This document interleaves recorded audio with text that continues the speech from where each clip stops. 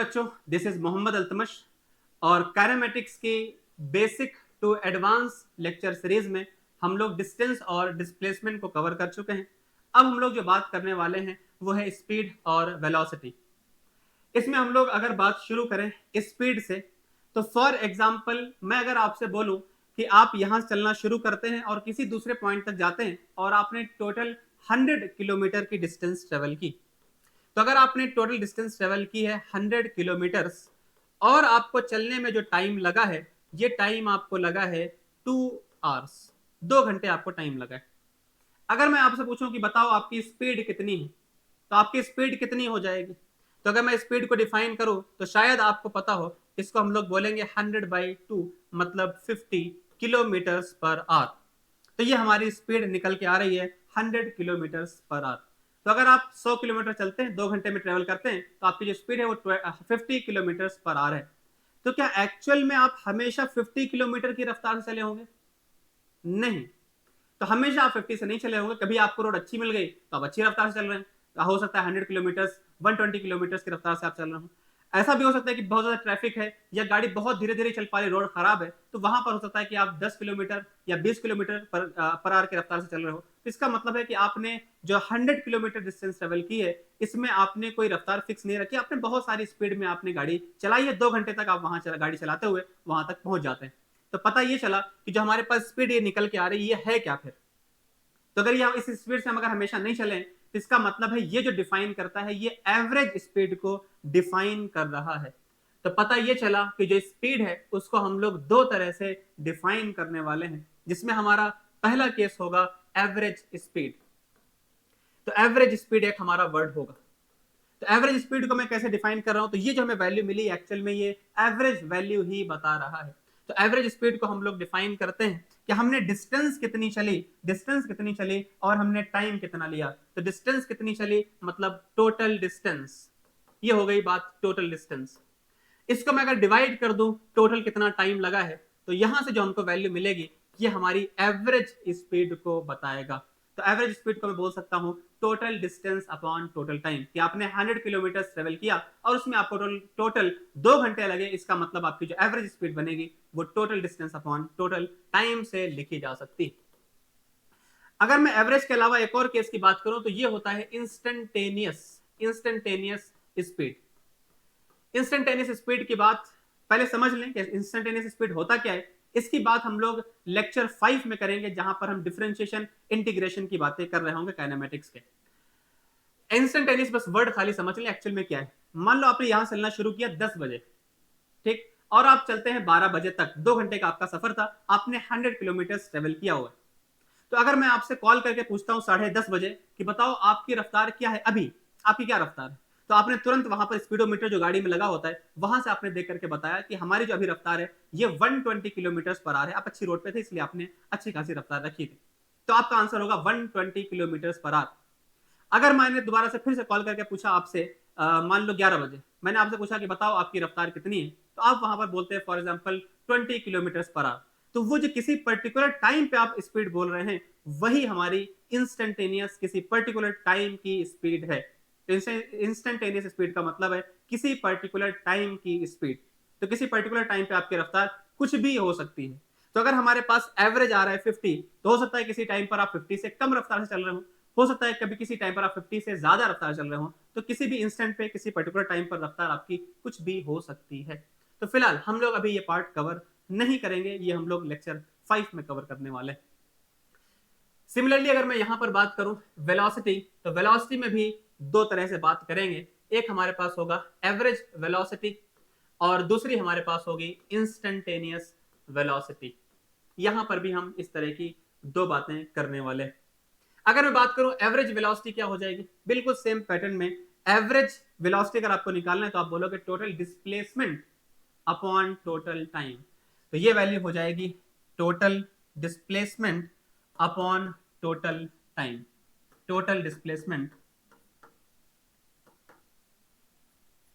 Upon total time. तो इस तरह से आप इसको कैलकुलेट कर सकते हो। तो ये हमारे पास एवरेज वेलोसिटी की वैल्यू देगा।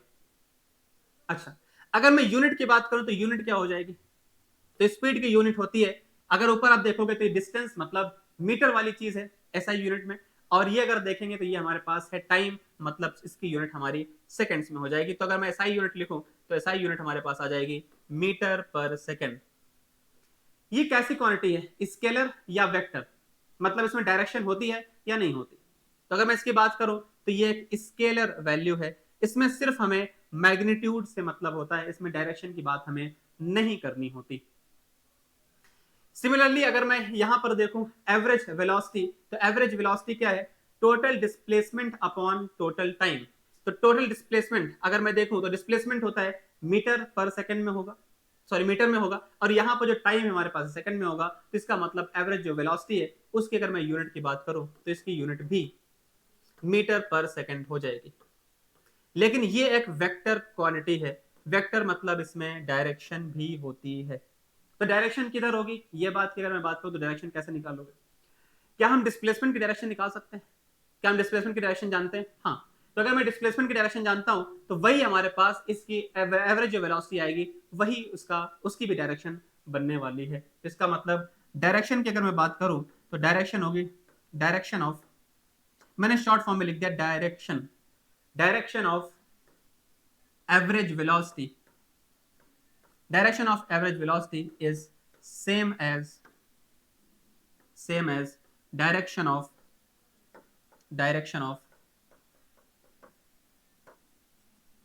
total displacement।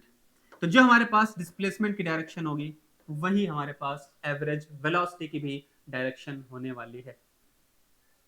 बाकी इंस्टेंटेनियस वेलोसिटी की बात हम लोग लेक्चर 5 में जब हम लोग बात कर रहे होंगे वहां फिर हम डिस्कशन करेंगे इसका, ठीक है। अब अगर हम लोग ऐसा बोलें कि हमारे पास स्पीड कोई ऐसी बॉडी है जो कि कांस्टेंट स्पीड से चलती हुई जा रही है, तो अगर स्पीड हमारी कांस्टेंट है, इफ स्पीड इज कांस्टेंट,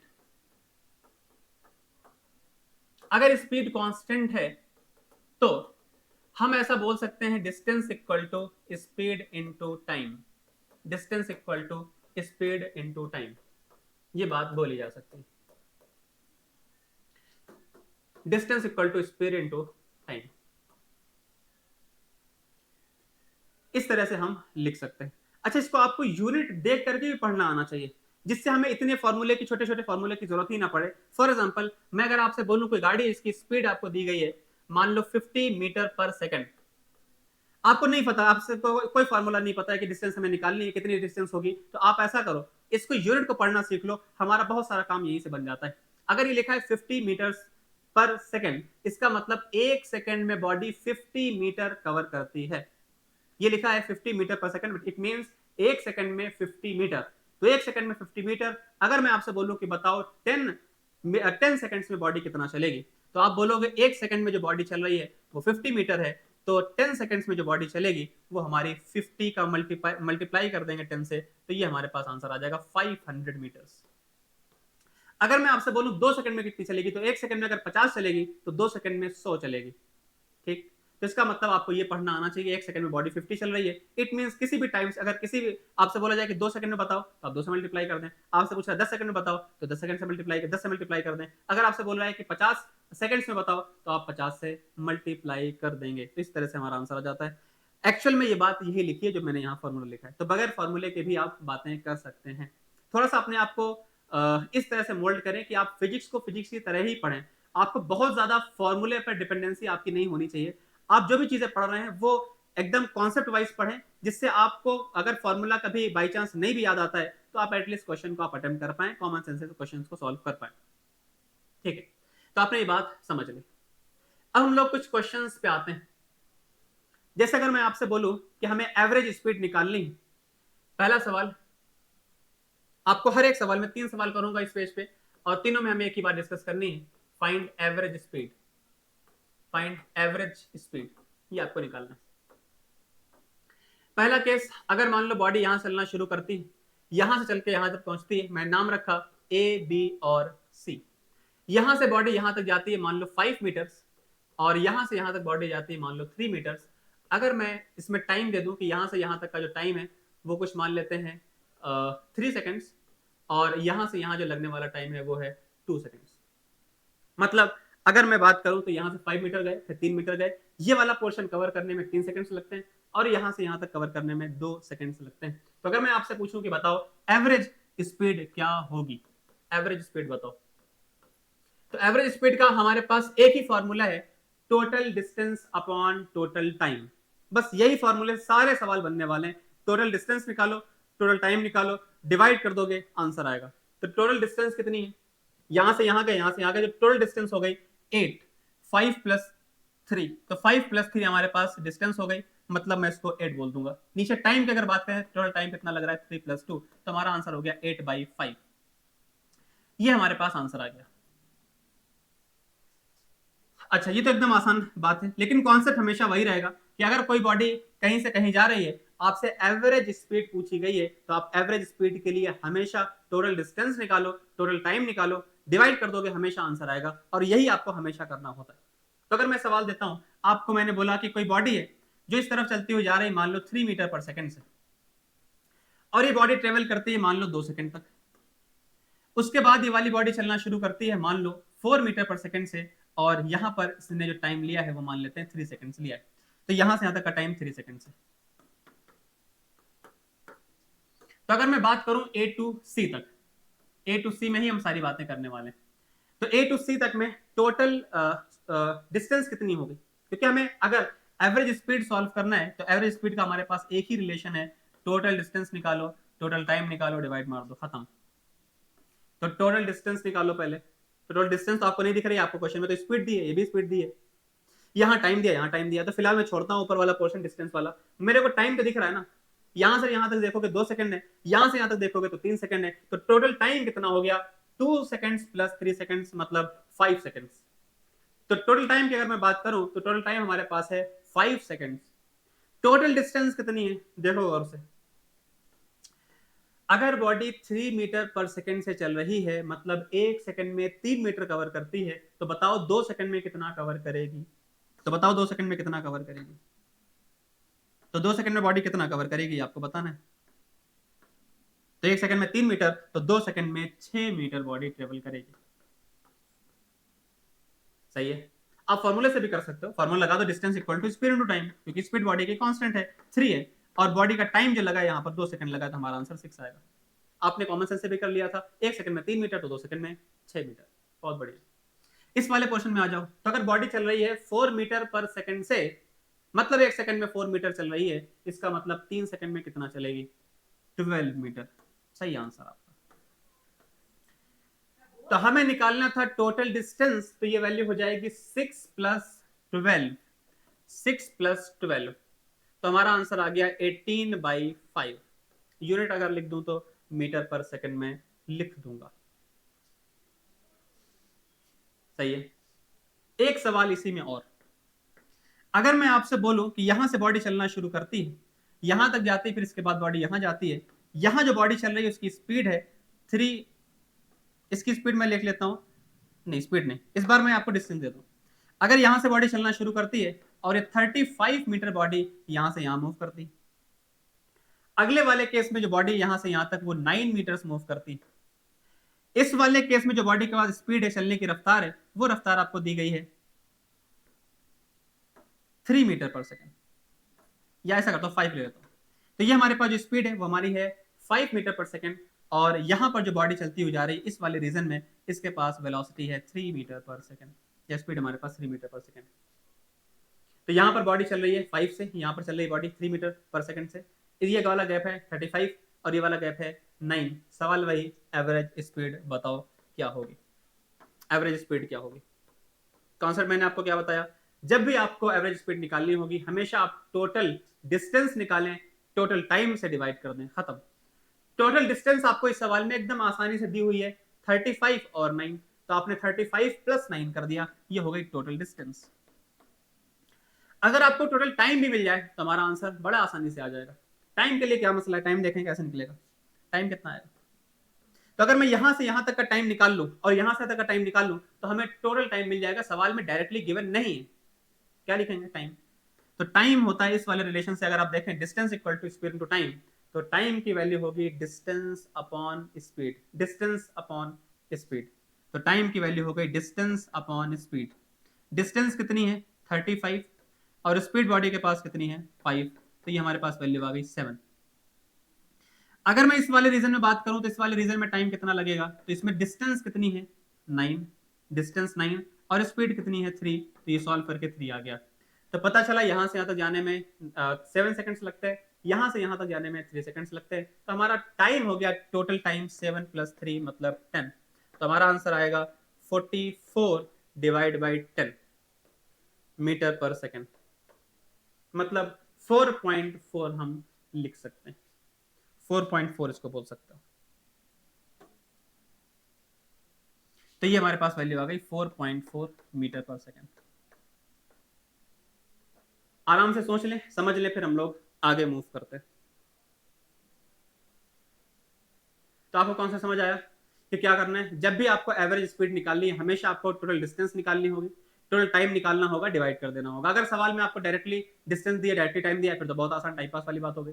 अगर आपको डायरेक्टली डिस्टेंस दी गई है, आपको डायरेक्टली टाइम नहीं दिया गया, तो टाइम निकाल लेना, डिवाइड कर देना। अगर आपको डायरेक्टली टाइम दिया है लेकिन आपको डिस्टेंस डायरेक्टली नहीं दी गई, तो डिस्टेंस आप निकाल लेना, उनको डिवाइड कर देना। आपको यही हमेशा काम करना होगा, टोटल डिस्टेंस निकालनी होगी, टोटल टाइम निकालना होगा, डिवाइड कर दोगे, हमेशा आपका एवरेज स्पीड का आंसर आएगा। एक और सवाल देखो, जैसे मैं अगर आपसे बोलूं कि एक बॉडी यहां से यहां जाती, एक बॉडी यहां से चल के यहां तक पहुंचती, यहां पर जो बॉडी चल रही है इसके पास जो रफ्तार है वो मान लेते हैं कुछ 3 मीटर पर सेकेंड, और ये वाली बॉडी चलती है कुछ 1 सेकेंड तक। फिर बॉडी इस तरफ मुड़ जाती है, इधर चली जाती है, और यहाँ जो बॉडी चलने की रफ्तार है इसके पास है कुछ 2 मीटर पर सेकेंड, और ये वाली बॉडी 2 सेकेंड तक चलती है, यहां तक पहुंच गई। ये पॉइंट ए लिखा मैंने, इसको बी लिखा, इसको मैंने सी लिखा। तो पहले बॉडी ए से बी गई, फिर बी से सी गई। तो हमें बताना है ए टू सी में एवरेज स्पीड कितनी, और दूसरा सवाल एवरेज वेलोसिटी कितनी। एवरेज वेलोसिटी, ये दोनों बातें मैं निकालनी। तो एवरेज स्पीड कितनी हो जाएगी, एवरेज स्पीड कैसे निकालेंगे? तो एवरेज स्पीड का हमने बताया आपको एक ही तरीका होता है, टोटल डिस्टेंस आपको निकालनी होगी और टोटल टाइम निकालना होगा, उसको डिवाइड करना होगा, हमेशा ऐसे ही आंसर आएगा। तो टोटल डिस्टेंस निकालो पहले। अगर बॉडी 3 मीटर पर सेकंड से चल रही है, मतलब 1 सेकंड में 3 मीटर, तो 1 सेकंड में 3 मीटर मतलब ये हो गया 3 मीटर। 1 सेकंड में 2 मीटर बॉडी चल रही है, 2 सेकंड में कितना चलेगी? 1 सेकंड में 2 मीटर, तो 2 सेकंड में 4 मीटर, तो ये बॉडी हो गई 4 मीटर यहां से लेकर के यहां तक। तो पता क्या चला कि डिस्टेंस है 3 और +4, तो हमारा आंसर होगा 3 + 4 मतलब 7। और टोटल टाइम कितना हो गया, यहां से यहां तक जाने में 1 सेकंड लगता है, यहां से यहां तक जाने में 2 सेकंड लगता है, तो हमारे पास जो टाइम हो गया टोटल वो हो गया 3 सेकंड। खत्म हो गई बात, यही हमारा आंसर। एकदम आराम से क्वेश्चन होंगे, कोई इशू नहीं है, बस आप कॉन्सेप्ट समझ आना चाहिए। टोटल डिस्टेंस निकालो, टोटल टाइम निकालो, डिवाइड कर दो, खत्म। नेक्स्ट, अगर मैं एवरेज वेलोसिटी की बात करूं तो एवरेज वेलोसिटी क्या आने वाली? तो एवरेज वेलोसिटी के लिए आपको टोटल डिस्प्लेसमेंट निकालना होगा। मैं यहां फॉर्मूला लिख देता हूं, total displacement, total displacement upon total time, बस खत्म हो गई बात। टोटल डिस्प्लेसमेंट निकालो कितना है, तो मैं इसको एक बार फिर से ड्रॉ कर देता हूं कि बॉडी यहां से आते जाती है, 3 मीटर है ये वाला गैप, और ये वाला जो गैप है ये हमारा 4 मीटर है। तो यहां से अगर बॉडी यहां तक पहुंची है, इसका मतलब है डिस्प्लेसमेंट अगर आपको कैलकुलेट करना है तो डिस्प्लेसमेंट होता है इनिशियल और फाइनल पॉइंट के बीच का गैप। तो इनिशियल पॉइंट और फाइनल पॉइंट के बीच का जो गैप है वो कितना होगा ये निकालो। अगर ये 3 है, ये वाला 4 है, तो ये वाली वैल्यू अब तक आपको याद हो गई होगी कि अगर 3 4 ट्रायंगल यहां से बनता है 90 एंगल के साथ, तो ये वाली जो हाइपोटेन्यूज होती है 5 होती है। कैसे आया? पाइथागोरस से। पाइथागोरस लगाओगे तो आपको 3² + 4² रूट लोगे तो आंसर 5 आएगा। तो पता चला कि हमारे पास जो डिस्प्लेसमेंट है उसकी वैल्यू 5 है, डिस्प्लेसमेंट 5 है। अच्छा, अगर मैं टाइम की बात करूं तो टाइम कितना लगा है, तो हमें देखना होगा अगर बॉडी ए से चलना शुरू हुई है और सी तक पहुंची है, तो ए से लेकर के सी तक जाने में टाइम कितना खर्च हुआ है। तो टाइम जो खर्च हुआ है वो 1 सेकंड + 2 सेकंड मतलब 3 सेकंड में बॉडी हमारी ए पॉइंट से सी पॉइंट तक पहुंच पाई है। तो ए पॉइंट से सी पॉइंट तक पहुंचने में जो टाइम लगा है उसको, वो 3 सेकंड लगे हैं। तो हमें जो टाइम रखना होगा वो 3 सेकंड ही रखना होगा। तो ए से लेकर के सी तक जाने में जो भी टाइम लगा है वो हमारा, अगर बॉडी यहां से गई है तो अगर टाइम देखोगे ए से सी तक पहुंचने का, तो टाइम है हमारा 3 सेकंड्स। और अगर मैं डिस्प्लेसमेंट देखूं तो डिस्प्लेसमेंट हमारा हुआ है डायरेक्टली यहां से यहां तक 5, तो डिस्प्लेसमेंट होगा 5 और टाइम होगा 3, हमारा आंसर हो जाएगा 5/3। मैं सिर्फ इसके मैग्नीट्यूड की बात कर रहा हूं, मैं डायरेक्शन की बात नहीं कर रहा हूं। मैं यहां पर मॉड लगा देता हूं। तो इस तरह से हम लोग एवरेज वेलोसिटी को डिफाइन करते हैं। थोड़ा ठीक सवाल अब और देखें। अगर मान लो कोई बॉडी है इस तरह से घूमती हुई यहां पर पहुंच रही है, इस पार्टिकल के पास जो वेलोसिटी है, स्पीड है, ये आपको दी गई है 11 मीटर पर सेकेंड। 11 मीटर पर सेकेंड से ये वाली जो बॉडी है वो चलती हुई इस तरफ जा रही है, इस वाले पाथ पर चलते हुए जा रही है। ये 11 मीटर पर सेकेंड, ये कांस्टेंट वैल्यू है, इसमें कोई चेंजेस नहीं आ रहे। तो ये बॉडी कांस्टेंट रफ्तार से 11 मीटर पर सेकेंड चलती हुई इस पाथ पे यहां से मुड़ते हुए यहां तक पहुंच जाती है।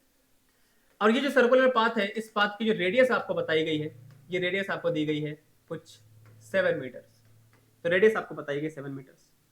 क्वेश्चन में आपसे पूछा गया है ए से लेकर के बी तक, A to B average velocity कितनी होगी? एवरेज वेलोसिटी, तो एवरेज वेलोसिटी क्या होगी? तो एवरेज वेलोसिटी होता है total displacement upon total time. तो total displacement upon total time हमारा आंसर होगा। हमेशा आपको यही करना होता है। तो टोटल डिस्टेंस, टोटल डिस्प्लेसमेंट की अगर मैं बात करूं तो ये वाली बॉडी यहां से अगर यहां जा रही है तो डिस्प्लेसमेंट होगा ये वाला, विच इज डायमीटर, मतलब 2r। r की वैल्यू आपको 7 दी गई है, तो मैं इसको लिखूंगा 2 इंटू 7। r की वैल्यू मैंने लगा दी। तो ये हमारे पास हो गया टोटल डिस्प्लेसमेंट। टोटल टाइम कितना लगा होगा ए से बी जाने पर? तो ए से बी जो बॉडी चल के जा रही है वो तो यहां से होते हुए यहां से गुजर के यहां पहुंच रही है, तो इसका मतलब है टाइम जो लगा होगा ए से बी जाने का, उसके लिए हमें इस वाले पार्ट की हेल्प लेनी होगी। तो अगर मैं देखूं तो बॉडी चलने की रफ्तार है 11, और बॉडी चल कितना रही है यहां से यहां तक, ये लेंथ कितनी है?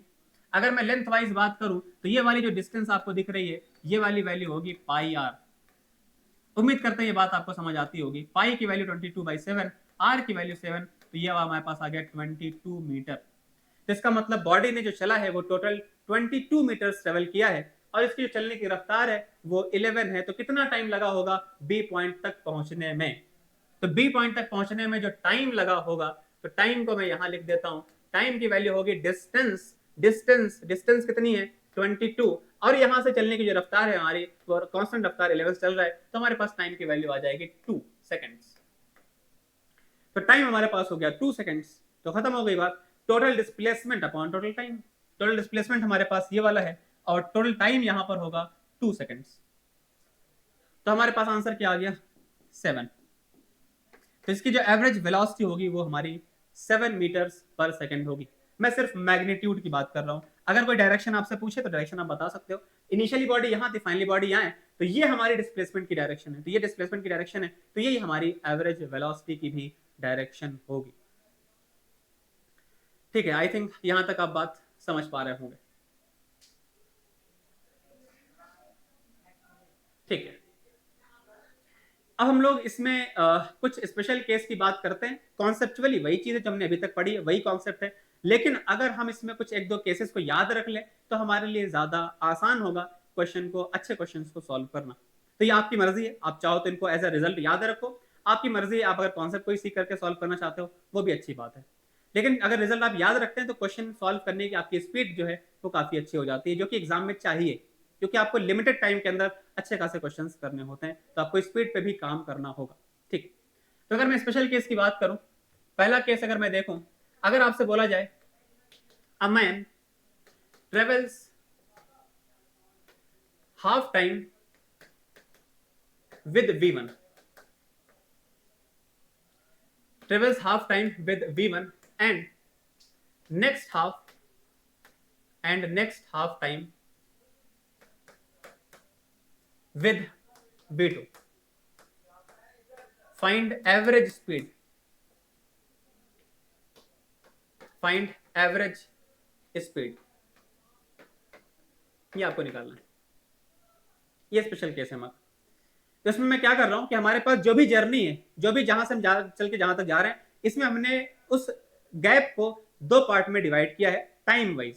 तो जितना टाइम में अगर मान लीजिए बोला जा रहा है कि पहले आधे टाइम में, फॉर एग्जांपल हमारी जो जर्नी है वो 2 घंटे की है मान लेते हैं, तो 2 घंटे की अगर हमारी जर्नी होने वाली है तो हमने 1 घंटे तक अपनी अलग रफ्तार रखी और अगले घंटे में हमने अलग रफ्तार रखी। तो अगर मैं सेम टाइम में, मतलब 2 घंटे की सफर था तो 1 घंटे अलग रफ्तार चल रहा V1 से, और अगले सेम 1 घंटे में हम V2 रफ्तार से चल रहे हैं, तो सवाल आपसे पूछा गया है कि एवरेज रफ्तार हमारी क्या होगी। क्या करूं मैं? कॉन्सेप्ट तो वही रहेगा ना। तो अगर यहां से यहां बॉडी चल के जाती है, अगले केस में यहां से बॉडी यहां चल के जाती है, पहले इसको आपको, जैसे मैंने आपको बार बार ये बात समझाई है कि जब भी आपको कोई क्वेश्चन दिया जाए उसको आपको ड्रॉ करना आना चाहिए। आपने ड्रॉ कर लिया, 50% काम वही खत्म हो जाता है। उसके बाद फिर आपका कैलकुलेशन बचता है, जो कि उतना ज्यादा चैलेंजिंग नहीं होता है। तो आप क्या करें, सबसे पहला काम आपने इसको ड्रॉ कर लेना है। तो बॉडी यहां से चलना शुरू हुई, यहां तक पहुंची, फिर यहां से यहां जा रही है, 2 पार्ट में डिवाइड है। पहला पार्ट में जो इसकी रफ्तार है वो V1 है, इसकी रफ्तार जो है वो V1 है। यहां से यहां तक जो चलने में टाइम लगता है, उसमें बोला जा रहा है कि जितना भी टाइम लग रहा है उसका आधा टाइम अलग, अगला आधा टाइम सेम टाइम के अंदर हमें डिवाइड करना है। तो अगर मैं पहले वाले चलने में जो टाइम है, अगर मैं उसको T मान लूं, तो पहला जो चला है वो T टाइम तक चला है, अगला जो है वो भी T टाइम तक चला है, अगले उसमें हाफ टाइम तक। मतलब अगर पहले का टाइम T है तो वो भी टाइम हमारा T हो जाएगा। तो 2 घंटे की अगर जर्नी थी तो 1 घंटे में अलग रफ्तार चल रहा हूँ, अगले 1 घंटे तक अलग रफ्तार चल रहा हूँ, मतलब टाइम दोनों पार्ट का सेम है। तो मैंने इसको टाइम लिखा T, इसको भी मैंने लिखा T। इसमें चलने की रफ्तार हमारी V1 है, इसमें चलने की रफ्तार V2 है। अच्छा, अगर इसमें मैं वही सेम रिलेशन लगाऊं कि हमारे पास एवरेज स्पीड क्या है, तो एवरेज स्पीड के लिए आप लिखोगे total distance upon total time. तो टोटल टाइम तो आपको दिख ही रहा है ना, ये अगर T है, ये वाला T, तो टोटल टाइम कितना हो गया 2T। ठीक है, लिख दो। टोटल डिस्टेंस आपको कितनी दिख रही है, डिस्टेंस कितनी दिख रही है आपको? तो अगर यहां से V1 रफ्तार से हम चलेंगे तो डिस्टेंस हमारी होती है स्पीड इंटू टाइम। तो ये जो हम पहला पार्ट कवर करेंगे वो हो जाएगा V1 इंटू टी। सिमिलरली ये डिस्टेंस कितनी होगी, डिस्टेंस होता है स्पीड इंटू टाइम, तो ये हो जाएगा V2 इंटू टी। ये हमारे पास ये वाली डिस्टेंस होगी। तो टोटल डिस्टेंस हमने ट्रेवल की है V1T प्लस V2T, ये हमारे पास टोटल डिस्टेंस आ गई। खत्म हो गई बात। इसमें से आप T को कॉमन ले लो तो वैल्यू आएगी V1 प्लस V2 अपॉन में ये हमारे पास आएगा 2T। T से T को आप कैंसिल कर देना, यही हमारा रिजल्ट बन जाता है V1 प्लस V2 बाई 2। तो ये हमारी एवरेज स्पीड है। तो एवरेज स्पीड की वैल्यू आ रही है V1 प्लस V2 बाई 2। ये कब होगी, जब हमारे पास दो सेम टाइम इंटरवल में मोशन को डिवाइड किया गया हो। सेम टाइम इंटरवल में अगर डिवाइड करेंगे तो हमारा आंसर होता है V1 plus V2 by 2। Concept भी आपको समझना है और बेहतर होगा कि आप इसको रिजल्ट भी याद रख लें, लेकिन कॉन्सेप्ट को समझे बगैर नहीं, कॉन्सेप्ट को समझने के बाद फिर आप रिजल्ट याद रखें। ठीक है, दूसरा केस देखते हैं। अगले केस में हमें सेम एग्जैक्ट वही सवाल लिखना है, बस हम थोड़ा सा चेंज कर रहे हैं, वो समझे मैं क्या चेंज कर रहा हूं। A man travels half distance with V1 and next half distance with V2। सवाल यहां पर भी वही है, आपको एवरेज स्पीड बतानी, फाइंड एवरेज स्पीड आपको बतानी। इसमें मैंने क्या चेंज किया, दिखने में आपको सेम ही सवाल लग रहा होगा, वैसे सेम नहीं है, थोड़ा सा डिफरेंस है। यहां पर हमारे पास जो जर्नी है उसमें हमने, अगर मान लो 2 घंटे की थी उस पिछले वाले सवाल में, तो 2 घंटे मैंने 1 घंटा अलग रफ्तार चलाई गाड़ी, अगले 1 घंटे मैंने अलग रफ्तार से चलाई गाड़ी। यहां पर मैंने चेंज कर दिया। मैंने क्या किया, यहां पर अब हमारे पास जो टाइम है, टाइम सेम नहीं रख रहा हूं, अब इस बार मैं डिस्टेंस को सेम रख रहा हूं। फॉर एग्जाम्पल हमें 100 किलोमीटर जाना है, तो अगर 100 किलोमीटर जाएंगे तो हम पहला 50 मीटर, 100 किलोमीटर की बात करेंगे तो पहला 50 किलोमीटर हम अलग रफ्तार से चलेंगे और अगला 50 किलोमीटर हम अलग रफ्तार से चलेंगे। ये हमारे पास केस है। मतलब यहां से अगर मैं चलना शुरू करता हूं तो पहली आधी डिस्टेंस और अगली आधी डिस्टेंस को हम अलग अलग रफ्तार से कवर करने वाले। डिफरेंस समझे? तो पहले हमारे पास आधी डिस्टेंस, मैं अगर ऐसा मानूं कि हमारी पूरी डिस्टेंस है 2D, तो अगर पूरी डिस्टेंस हमने मान ली 2D, तो पहली डिस्टेंस कितनी हो जाएगी D। तो ये डिस्टेंस हमारी D है और अगली भी उतनी डिस्टेंस, इसको भी मैंने D लिख दिया। तो पूरी डिस्टेंस हमारे पास अगर 2D थी तो मैंने इसको D और D में डिवाइड कर दिया। ये टाइम, ये डिस्टेंस D, ये भी डिस्टेंस D। अच्छा, अगर मैं यहां पर, ये मैंने खुद से मान लिया, अगर मैं यहां पर निकालना चाहता हूं एवरेज स्पीड क्या होगी, तो एवरेज स्पीड बहुत आसान, आपको करना क्या होता है, टोटल डिस्टेंस लिखो, टोटल टाइम से डिवाइड मार दो, खत्म हो गई बात। तो टोटल डिस्टेंस आपको कितनी दिख रही है, डी और डी मतलब 2d डिस्टेंस होगा, यहां देखो। अगर मैं टोटल टाइम की बात करूं तो टाइम आपको यहां से यहां का पहले निकालना होगा। तो पहले रीजन का क्या आप टाइम निकाल सकते हो। टाइम क्या होता है, distance upon speed, distance upon speed. तो टाइम की वैल्यू हो जाएगी डिस्टेंस अपॉन स्पीड पहले वाले रीजन में। अगले रीजन में अगर मैं ये वाला टाइम कैलकुलेट करूं तो ये टाइम हो जाएगा डिस्टेंस अपॉन स्पीड, यहां से मैंने लिख दिया। तो अगर मैं टोटल टाइम की बात करूं तो टोटल टाइम आ जाएगा T1 प्लस T2। तो T1 प्लस T2 हमारे पास टोटल टाइम है। मैं अलग से इसको सॉल्व कर लेता हूं। टोटल टाइम हमारे पास कितना है, मतलब T1 प्लस T2 टाइम जोड़ दो, इसकी वैल्यू रखो T1 की तो आएगा D/V1 और दूसरी वाली वैल्यू आ रही है D/V2। अब इसको थोड़ा सॉल्व करना होगा। तो मैंने क्या किया, यहां से D कॉमन ले लिया, वैल्यू आ गई 1/D1 प्लस 1/V2। इसको फर्दर सॉल्व करो, ये आपको सॉल्व करना आता होगा, cross multiply V2 plus V1 upon V1 V2,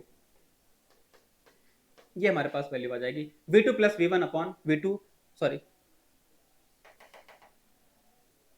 plus V1 upon V1 V2, ये हमारे पास रिलेशन आ गया टाइम का।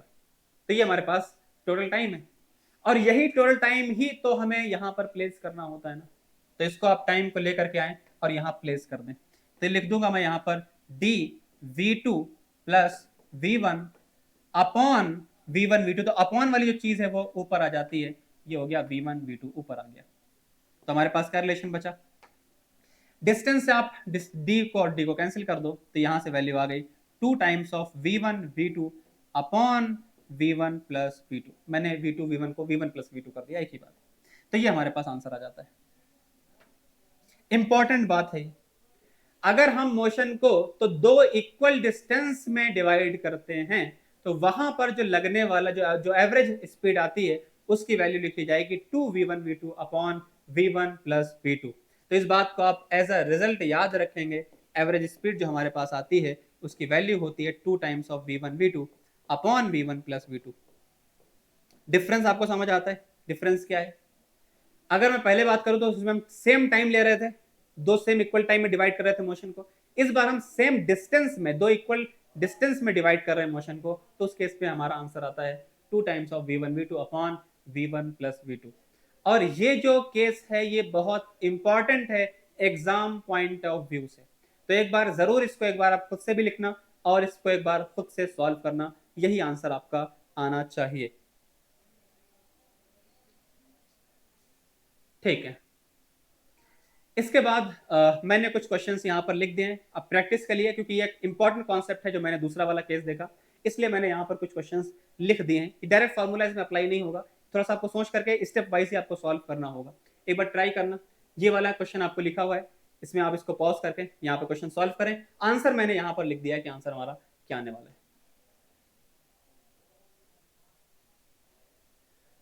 ठीक है, इसके बाद हम लोग अब थोड़े से कुछ और क्वेश्चन की वैरायटीज पे आते हैं। अभी तक हम लोगों ने जो बातें समझी थी वो हमने एवरेज स्पीड, एवरेज वेलोसिटी की बातें समझ ली हैं। अब स्पीड वेलोसिटी से रिलेटेड कुछ और सवाल बनते हैं, उनमें हम लोग बात करते हैं। जैसे मैं अगर आपसे बोलूं कि मैं यहां से चलना शुरू करता हूं अपने घर से मैंने चलना शुरू किया और हम ऑफिस तक जाते हैं। तो अगर मैं अपने घर से चलना शुरू करता हूं और मैं ऑफिस तक जा रहा हूं, ये हमारे पास इधर हमारा घर है और ये हमारा ऑफिस है, यहाँ तक जा रहा हूं मैं। हम यहां से चलना शुरू करते हैं, मान लो 5 मीटर पर सेकंड से हमने चलना शुरू किया। फिर मैंने ऑब्जर्व किया जो चलने का टाइम है वो अपने घर से मैं जितने बजे निकलता हूं उतने बजे निकलूंगा हमेशा, और मैं जब ऑफिस पहुंचता हूं तो इसमें मैं लेट हो जाता हूं क्योंकि मैं धीरे धीरे चल रहा हूं। तो अगर मैं धीमे धीमे चलता हूं तो यहाँ पर जब पहुंचता हूं तो मैं लेट हो जाता हूं, यहाँ पहुंचने में 5 सेकेंड्स लेट। तो मैं यहाँ जो पहुंचा हूं ये मैं 5 सेकेंड्स या 6 कर देता हूँ, 6 सेकेंड लेट। तो मैं यहाँ पर पहुंचा 6 सेकेंड लेट।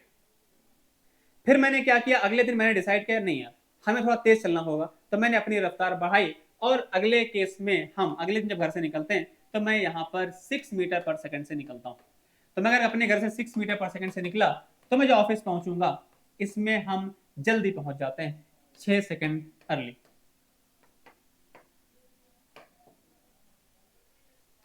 तो हम पहले अगर हम 5 मीटर पर सेकंड चलते हैं तो हम यहाँ जब पहुंचते हैं तो लेट हो जाते हैं। अगले दिन हमने क्या किया, रफ्तार अपनी बढ़ा दी, तो अगर रफ्तार हमने बढ़ा करके 6 मीटर पर सेकंड कर दी तो फिर हम यहाँ जब पहुंचते हैं तो हम थोड़ा जल्दी पहुंच जाते हैं, क्योंकि हमने रफ्तार अपनी बढ़ा दी है, तो जल्दी पहुंच जाते हैं। तो सवाल में आपसे पूछा गया है कि घर और ऑफिस के बीच की डिस्टेंस क्या है। घर और ऑफिस के बीच की डिस्टेंस क्या है, ये आपसे पूछा गया। Find distance between home and office. ये ऑफिस है और यहां पर ये होम है, यहां कैसे चल रहा है। थोड़ा सोचे, टाइम लगेगा, सोचे एक बार कैसे करना है, फिर मैं डिस्कस करता हूं। ठीक है, तो ऐसे क्वेश्चंस को हमें किस तरह से मैनेज करना होता है। तो अभी आपने 10th से 11th में अपनी जर्नी शुरू की है, तो ऑब्वियसली आपको थोड़ा सा इन चीज़ों में कैसे क्वेश्चन की लैंग्वेज पढ़ करके कैसे अप्रोच बनानी होती है, कैसे सॉल्व करना होता है, इन चीज़ें आपकी थोड़ा सा अभी अभी आपको दिक्कत आएगी। लेकिन विद टाइम जैसे आपने ये चीज़ अपनी डेवलप कर ली, उसके बाद फिर हर एक चैप्टर आपके लिए आसान होगा, क्योंकि बस फॉर्मूला चेंज होगा, कुछ कॉन्सेप्ट हमारा चेंज होगा, बाकी जो अप्रोच बनाने का तरीका है, सॉल्व करने का तरीका है, वो तो सेम ही रहने वाला है। तो फिर आगे की चीज़ें आपकी काफ़ी आसान हो जाती हैं। तो अभी आपको फोकस करना है कि आप कैसे अप्रोच डेवलप करते हैं, कैसे हम क्वेश्चन को सॉल्व करने की कोशिश करते हैं, कैसे क्वेश्चन को हम सॉल्व करना शुरू करते हैं।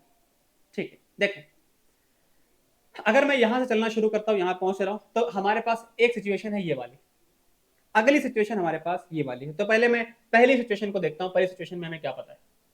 अगर मैं डिस्टेंस की बात करूं, क्या डिस्टेंस हमारी अभी भी डी रहेगी, अगर मैं यहाँ के डिस्टेंस डी लिख रहा हूं तो हाँ, घर और ऑफिस के बीच का जो गैप है वो तो वही रहेगा ना। तो अगर डिस्टेंस हमारी यहाँ से यहाँ तक डी है, तो यहाँ पर भी डिस्टेंस डी है। तो मैं इस सिचुएशन पे फोकस करता हूँ, जिसमें क्या लिखी हुई। हम बोल सकते हैं हमेशा distance equal to square into time. तो डिस्टेंस कितना है, डी, मैं इसको लिखा डी। बॉडी की चलने की रफ्तार कितनी है, 5, मैंने लिखा 5। और जो बॉडी यहाँ पहुंच रही है, तो पहुंचने में टाइम कितना लग रहा है, टाइम में लिखा हुआ है 6 सेकंड लेट। 6 सेकंड लेट का मतलब है कि अगर यहां से यहां तक जाने में इसको टी सेकंड्स लगने चाहिए थे, तो इससे ज्यादा वक्त इसको लग रहा है। तो अगर इसको यहां से यहां जाने में कुछ टी टाइम लगना चाहिए था, तो उससे 6 सेकंड ज्यादा टाइम लगा रहा है, तभी तो लेट पहुंचा है। जिसका मतलब है जर्नी में जो टाइम लगा, वो जर्नी का टाइम हो जाएगा टी प्लस 6। तो यहां पर आप टाइम की वैल्यू रख देना टी प्लस 6। अब इस वाली जो दूसरी सिचुएशन आपको बना के दी, इस सिचुएशन को भी आप समझें और इसको भी लिखने की कोशिश करें। वही सेम बात, डिस्टेंस अगर मैं लिखूं तो डिस्टेंस तो वही रहेगी डी। अगर मैं स्पीड की बात करूं तो स्पीड हो जाएगी 6। और अगर मैं टाइम की बात करूं, यहां से आने में कितना टाइम लगा होगा, तो बोला जा रहा है 6 सेकंड पहले पहुंचा। 6 सेकंड पहले पहुंचने का मतलब है जितना टाइम उसको जर्नी में लगना चाहिए था, उससे 6 सेकंड कम टाइम लगा है, जल्दी पहुंच गया ना। तो इसका मतलब जर्नी में जो टाइम है वो कम लगा है, t माइनस 6 टाइम लगा होगा। तो टाइम इस बार आप रखेंगे t माइनस 6। जितना टाइम लगना चाहिए था उससे 6 सेकंड ज्यादा लगा है, तभी लेट पहुंचा है। यहां अगर जल्दी पहुंच गया, इसका मतलब जर्नी में टाइम हमारा कम लगा, जितना लगना चाहिए था उससे कम, मतलब t माइनस 6 टाइम लगा होगा। खत्म हो गई बात। इसको कैसे सॉल्व करते हैं आप, इसको सॉल्व करने का तरीका आपकी मर्जी, जैसे चाहो सॉल्व कर लो। हमारे पास पहली इक्वेशन ये वाली आ गई, दूसरी इक्वेशन ये वाली आ गई। तो यहां पर भी डी लिखा है, यहां पर भी डी लिखा है, दोनों को आप इक्वेट कर दो, क्योंकि यहाँ डी की वैल्यू ये, यहाँ के साथ डी की वैल्यू ये, दोनों को मैं इक्वेट कर देता हूँ, तो रिलेशन आएगा 5t plus 6 is equal to 6 time t minus 6। इसको आप सॉल्व करोगे, ओपन कर दो, तो ये हमारे पास रिलेशन कुछ इस तरह का दिखेगा। तो यहां से आप फर्दर सॉल्व करोगे, इसको आप यहां लेकर के आए, इसको आप इधर लेकर के जाए, सॉल्व करेंगे, तो सॉल्व करके आपको फाइनली आई थिंक यहां तक आप पहुंच जाएंगे। तो हमारा जो टाइम की वैल्यू आएगी वो 66 सेकेंड्स आ जाएगी। सवाल में आपसे टाइम थोड़ी पूछा है, आपसे डिस्टेंस पूछी गई है। तो डिस्टेंस के लिए हम क्या करें, to find distance you have to put T in this equation और दिस इक्वेशन। किसी भी पुट कर देंगे आपका आंसर आ जाएगा। तो मैं किसी भी पुट कर देता हूं, मैं दूसरे वाले मैंने पुट कर दी, इस वाले में put T is equal to 66 in 2। आप पहले वाले में पुट करोगे, आंसर सेम आएगा, कोई फर्क नहीं पड़ता है। मतलब रखो वैल्यू क्या आएगा, t is equal to 6 times, t की वैल्यू है 66 माइनस 6 आप कर देंगे, तो ये वैल्यू हो जाएगी 60 और ये वैल्यू लिखी हुई है 6, तो यहां से आ गया 360। तो ये हमारा आंसर बनेगा। तो इस तरह से हम क्वेश्चन को सॉल्व करते हैं।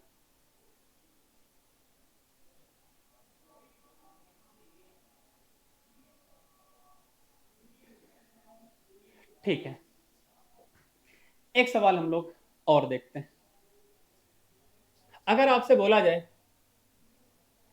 कि कोई एक इंसान है यहां पर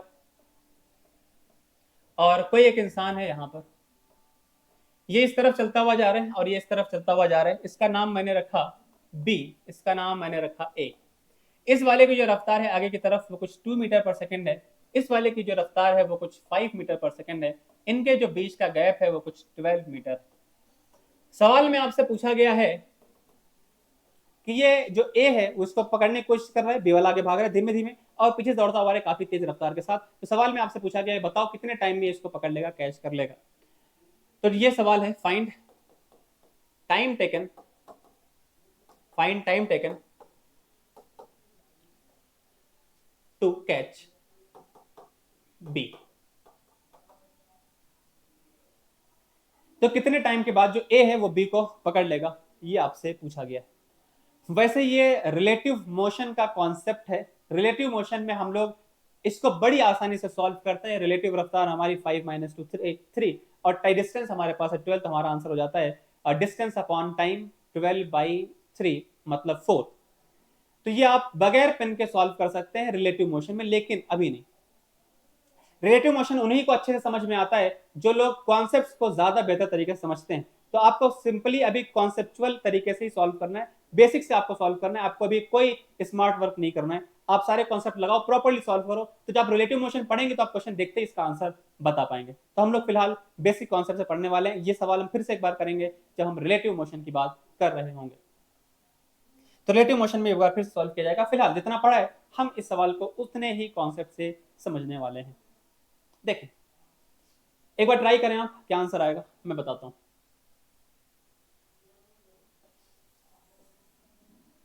तो अगर ये मान लो यहां से चलना शुरू करता है, यहां से चलना शुरू किया और ये वाला इसको पकड़ने की कोशिश कर रहा है, तो इसका मतलब है कि ये अगर भागता हुआ आगे जा रहा है, बी वाला सॉरी ए वाला, तो ए वाला अगर भागते हुए इस तरफ जा रहा होगा, ए वाला इस तरफ भागते हुए जा रहा है और बी वाला उसके आगे भागता हुआ जा रहा है, तो ये जब इसको पकड़ेगा तो वो कहीं आगे जा करके पकड़ेगा। क्या समझ पा रहे हैं? यहाँ पर अगर देखें तो बी है, यहाँ पर ए है, तो जो बी है चलता हुआ जा रहा है, ए वाला भी चलता हुआ जा रहा है, तो ये इसको पकड़ने की कोशिश कर रहा है, तो ये वाला कहीं आगे जाकर के पकड़ेगा। बस खत्म हो गई बात। इतनी बात समझनी थी आपको, खत्म हो गई बात। तो मैंने पता लगाया कि यह वाली लोकेशन, ये भागता हुआ यहाँ आएगा, ये वाला भागता हुआ यहाँ आएगा, तो किसी एक पर्टिकुलर पॉइंट पर यहाँ पर दोनों ही पहुंच चुके होंगे, ये इसको यहाँ पकड़ लेगा। तो जो बी है और उसको ए ने पकड़ लिया यहाँ पर, थोड़ा आगे चलने के बाद। अब हमें एक एक करके बात समझनी होगी। हम बी वाले को भी स्टडी करेंगे कि बी वाला कितना चला, हम ए वाले को भी स्टडी करेंगे कि ए वाला कितना चला। दोनों के कॉन्सेप्ट को हम देखेंगे क्या होने वाला है। तो अगर मैं आपसे बोलूं कि यहां से यहां तक हमें नहीं पता कितना चलने के बाद इसको पकड़ लिया, तो मैंने इसको बोला कि x चलने के बाद ये इसको पकड़ लेता है। इनिशियली इनके बीच का जो गैप था ये हमारे पास 12 मीटर का गैप हुआ करता था। यहां तक सही, हमें नहीं पता कितना चलेगा तो मैंने मान लिया x। अच्छा, अगर हम ये बोले कि ये वाला जो b है ये यहां से यहां पहुंचा, इसको यहां से यहां पहुंचने में अगर टाइम लगा t, मैं लिखता हूं फॉर b। फॉर बी की मैं बात करता हूं, मैं यहां लिख देता हूं फॉर बी। बी को स्टडी करो। तो बी के बारे में अगर मैं बात करूं तो बी को यहां से यहां जाने में टाइम कितना लगेगा, टी, और डिस्टेंस कितनी चलेगा, x। मैंने डिस्टेंस लिखी x, और यहां से यहां इसकी रफ्तार कितनी है, ये 2 से चल रहा है। तो इसका मतलब मैं बी के बारे में अगर सारे पैरामीटर्स लिखूं, डिस्टेंस भी लिखी मैंने, स्पीड भी लिखी मैंने, टाइम भी लिखी, तो डिस्टेंस कितनी चलेगा x, कितनी रफ्तार से 2, तो मैंने इसको लिखा 2, और कितना टाइम लेगा तो मैंने लिखा t। तो ये हमारे पास फॉर बी के लिए ये रिलेशन आ गया। अगर आपको डिस्टेंस, स्पीड और टाइम अगर मिल गया, इसका मतलब आपको रिलेशन आपको पता होता है distance is equal to speed into time. तो यहां से हमको मिला x इक्वल टू 2t। सही है। ए वाले को स्टडी करो। तो अगर मैं ए वाले पे आ जाऊं, फॉर ए वाले के लिए मैं अगर बात करूं, तो ए वाले को कितना चलना पड़ेगा, डिस्टेंस कितनी, 12 प्लस x। तो ये वाला भाग करके यहां इसको जब पकड़ेगा जा करके, तो इसको चलना पड़ेगा 12 प्लस x। ये हमारी हो गई डिस्टेंस जो इसको चलनी पड़ेगी। कितनी रफ्तार से चलेगा, तो इसकी रफ्तार भी आपको पता है, तो इसकी रफ्तार है 5, मैंने यहां लिखा 5। अगर मैं बात करूं कि यहां से चलता हुआ जा रहा है तो इसको टाइम कितना लगेगा, पहले आप कॉमन सेंस से ये सोच के बताओ कि अगर ये वाले को टाइम लगता है यहां से यहां तक जाने में t, तो इस वाले को यहां से यहां तक जाने में टाइम कितना लगेगा, टी से कम या टी से ज्यादा या टी के बराबर? क्या आंसर होगा, सोचे थोड़ा सा। तो एक्चुअल में हमारा जो आंसर आएगा वो भी टाइम यहां से यहां तक जाने में भी टाइम टी ही लगेगा। कुछ लोग सोच रहे हैं वो ज्यादा लगेगा, नहीं, इसका जो आंसर है वो टाइम हमारा सेम लगेगा। कैसे समझे, ऐसा नहीं, अगर मान लो जो बी है और जो ए है, बी वाला यहां चलना शुरू करता है 12 बजे, तो ये कितना बजे भागना शुरू किया, 12 बजे, तो दोनों ने 12 बजे चलना शुरू किया, तो दोनों ने 12 बजे चलना शुरू किया, यहां चलते चलते मान लो इसको पकड़ लिया, जब इसको पकड़ता है तो मान लो टाइम हो गया 12:30 बजे, मतलब 12:30 हो गया, ठीक। तो 12 बजे दोनों चलना शुरू करते हैं और 12:30 बजे इसको इसने पकड़ लिया। तो अगर मैं बोलूं कि बी वाला कितनी देर भागा है, 12 बजे से लेकर के 12:30 तक, मतलब आधे घंटे भागा है। अगर बात करूं ए वाला कितना भागा होगा, तो ए वाला भी 12:30 बजे चलना शुरू किया था और 12:30 बजे वहां तक पहुंच गया। इसका मतलब दोनों ने ही आधे घंटे की जर्नी कवर की, तो दोनों ही आधे घंटे ही चल रहे हैं, दोनों में लगने वाला जो टाइम होगा वो सेम होगा। बस यही कॉन्सेप्ट आपको इसमें समझना था। तो यहाँ पर अगर मैं देखूंगा तो मैं बोलूंगा इसमें जो टाइम लगने वाला है यहाँ से यहाँ तक में, वो भी टाइम हमारा टी होगा और इसका भी यहाँ से यहाँ तक जाने का टाइम सेम होगा। कैसे, मैंने बोला कि अगर मान लो 12 बजे चलते हैं, 12:30 बजे इसने पकड़ लिया, तो बी वाला भी 12 से 12:30 तक चला है और जो ए वाला है वो भी 12 से लेकर के 12:30 तक ही चला है। सही है। तो इसमें अगर मैं इस वाले का रिलेशन देखूं तो डिस्टेंस, स्पीड और टाइम में क्या रिलेशन मिलेगा, तो ये वैल्यू आएगी 12 + x is equal to speed, ये हो गई distance is equal to speed into time. तो यहाँ से रिलेशन हमारे पास ये वाला आ गया। तो एक रिलेशन आपको यहाँ से पता है और एक रिलेशन आपको यहाँ से पता है। क्या इसके बाद आपको कैलकुलेशन करना आएगा, कैलकुलेशन करना आएगा आपको, कैसे सॉल्व करोगे इसको देखो। ये लिखा हुआ है 12 + x is equal to 5t। x की वैल्यू आपको यहाँ से पता है, x की वैल्यू क्या है 2t, तो आप x की वैल्यू यहाँ रख देना 2t। तो हमारे पास वैल्यू हो गई 12 + 2t is equal to 5t। इसको यहाँ भेज दोगे तो आएगा 12 इज इक्वल टू 5 - 2 3t। तो यहाँ से t की वैल्यू आ गई 4 सेकेंड्स। अभी आपको कॉन्सेप्ट पे ऐसे क्वेश्चन करने चाहिए, बाकी विद टाइम हम आपको ये भी बताएंगे कि इसको आप कैसे बगैर पेन के भी सॉल्व कर सकते हो, वो चीज हम रिलेटिव मोशन में डिस्कस करेंगे।